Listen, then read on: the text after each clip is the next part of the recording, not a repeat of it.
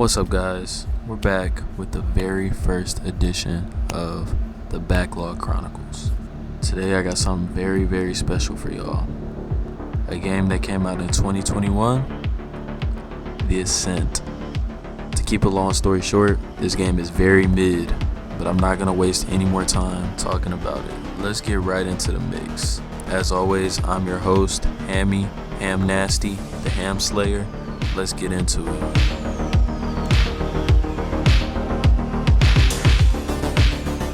Frankly, this character creator is boring, and that's fine. It doesn't need to be amazing, or great, or over the top. There aren't that many hairstyles, not that many face options, there aren't very many tattoo options, very low customization, and that's okay.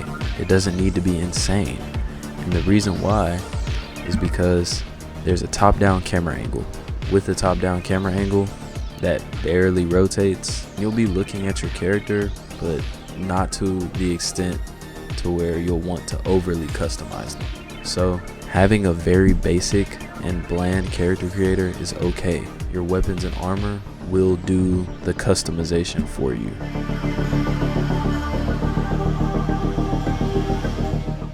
Alright, here I'm going to be explaining the basics of the game and its systems throughout the tutorial and the introduction.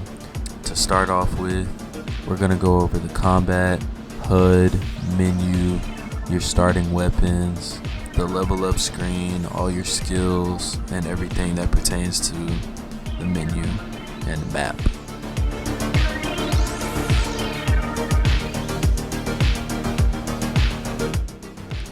Alright, let's talk combat. Combat is terrible. To keep it simple, combat is terrible. It's one big cycle. You shoot, you reload, you roll, you repeat. Very, very simple. The cycle is broken by the fact that you get grenades and you also get augmentations. They both don't add very much to the combat in my opinion, but they are useful when it comes to killing enemies. Holding right mouse button will hold your gun up to head level, allowing you to shoot enemies in higher areas or get headshots on enemies that are tall enough. In the tutorial, you won't be able to because all of the enemies are waist level and lower. The combat and tutorial are very simple, very digestible, which is what we want, but I must again harp on the terrible camera angle. I, a PC player, had so much trouble starting the game off because the camera does not turn at all. When it comes to the Ascent, be prepared to use the same weapons and armor for a while, even after the tutorial. This game is not a looter shooter. You will use the same stuff for a long time until you get an upgrade. However, although the gear progression is very, very lackluster, you level up so fast that it almost doesn't matter. Lastly, on part 3, despite the unique visuals and honestly surprisingly nice level design and beautiful scenery, the minimap is utterly useless. It is not detailed enough to navigate properly and is a complete waste of time. I ended up hitting the flash waypoint button more than I opened the map. Exploring the different hub areas are the exact same as well. Every one of them at least in the early game, has the same vendors. They all have the same weapons and armor. Now listen, I'm not expecting every vendor to carry late game gear, but it feels like there's nothing to work towards. Now let's talk level ups. You level up so fast.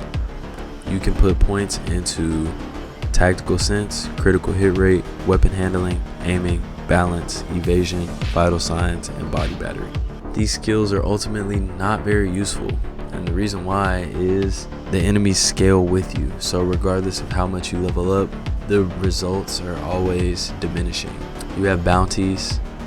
Bounties will give you money over time with randomly spawning enemies across the map.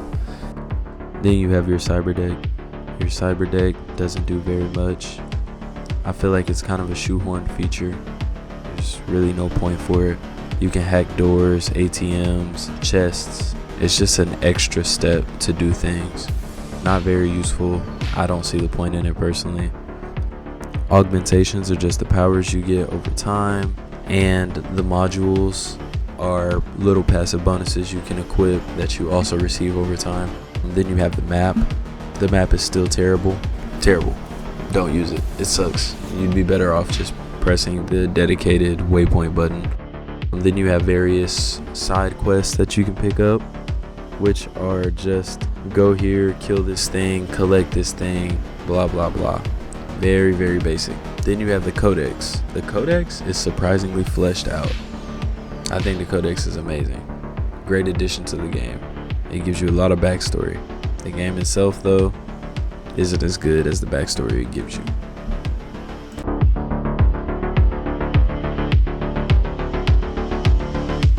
Honestly, I do like this boss battle. It's a very good first boss. It gives you a little taste of what to expect later in the game without overwhelming. I am unsure of the boss frequency. I played past the tutorial a bit, and so far the tutorial boss is the only one I've encountered. I don't want to make it seem like I'm ripping this game apart at all. I just feel like there were different directions they could have went with some of the features they implemented. While I'm not expecting the game to be fully fleshed out in the beginning, I think that's exactly where the disconnect for me is. I think it's in the way they implemented certain mechanics.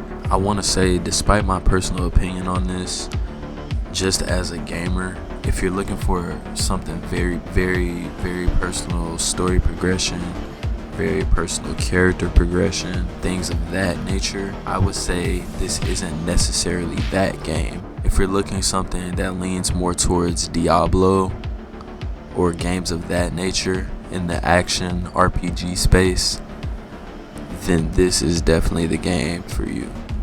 With that being said, this has been the very first episode of the Backlog Chronicles, a series where I look at my backlog, download a game I have never played before, give y'all my first impression and my thoughts about the game off the first few levels, and let it go from there. Let y'all know if I think it's solid or if I think there's some things that could have been done better.